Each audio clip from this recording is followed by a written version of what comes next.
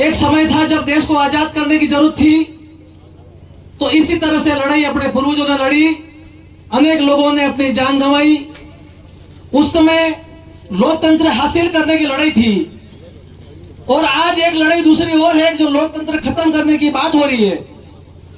जब 272 से सरकार बन रही है और 400 का नारा दे रहे हैं, तो 400 का नारा देने का मतलब यह है कि आने वाले समय में चुनाव को खत्म करना है, लोकसभा अपने लोकतंत्र को खत्म करना है और संविधान को खत्म करना है, इसलिए 400 पार का नारा दे रहे हैं। और अनेक इनके नेता लोग अपने भाषणों में अपने मुंह से ये बात को कह चुके हैं।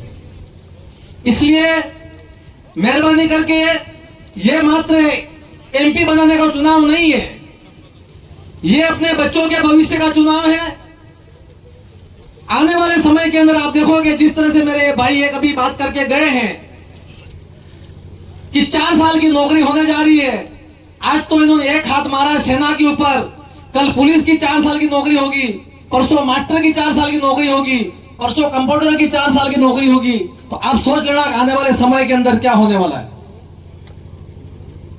बांसवाड़ा डूंगरपुर के जो प्रत्याशी बैठे हुए हैं, हम जो जनरल कास्ट के सामान्य वर्ग के लोग अनेक बैठे हुए हैं यहाँ पर, हमको इनके नाम से डराया जाता है कि बाप पार्टी जीत जाएगी तो गजब हो जाएगी, और हम सीना तान के बात करते हैं कि हम तो 24 घंटे आदिवासी के अंदर रहते हैं, साथ में जन्म लिया, साथ में मरते हैं और साथ में ही रहते हैं। हमको इनसे कोई खतरा नहीं है।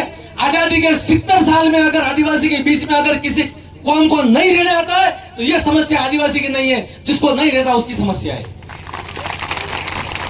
और पिछले चुनाव में आपने देखा इनके 2 उम्मीदवार जीते थे, अभी 2-3 उम्मीदवार जीते हैं। हमारे बड़े भाई बैठे हुए हैं, बड़े तो नहीं होंगे, मेरे से छोटे होंगे शायद, पिछले चुनाव में जो जीते थे। आज 36 कौम को अगर साथ में ये बंदा नहीं चला होता, आज राजस्थान के अंदर दूसरे नंबर के ऊपर हाईएस्ट 70,000 से वोट से जीत के नहीं आता। लोग तो एक बार जो मेंबर बनता है उसको दूसरी बार मेंबर नहीं बनाते हैं। ये कोई छोटी बात नहीं है, बहुत बड़ी बात है। और मैं आपको एक बात और बोलना चाहता हूं, मेरे भाई हरि सिंह जी आप बैठे हुए, अपने कांग्रेस के अंदर किसी राजपूत का कभी अपमान हुआ क्या?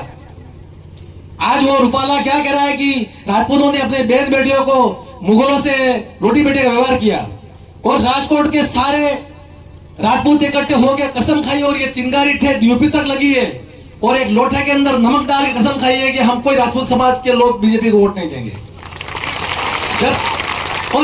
जब ये राजकोट के अंदर ये हमारा ये जज्बा चल रहा था, उस समय कम से कम 5 लाख राजपूत थे, शतरणी थी, क्षत्रिय थे, और इसके बीच में एक आदिवासी ने आके मंच पे बोला कि मेरे को 2 मिनट मेरे को भी बोलना है, और उसने बोला कि मेरे समाज के हजारों लोग आपके पीछे बैठे हुए। और जब मणिपुर के अंदर हमारे बेन बेटी की घटना हुई थी, तो यही करणी सेना और यही राजपूत समाज के लोगों ने हमको कंधे से कंधा मिला के हमारा साथ दिया।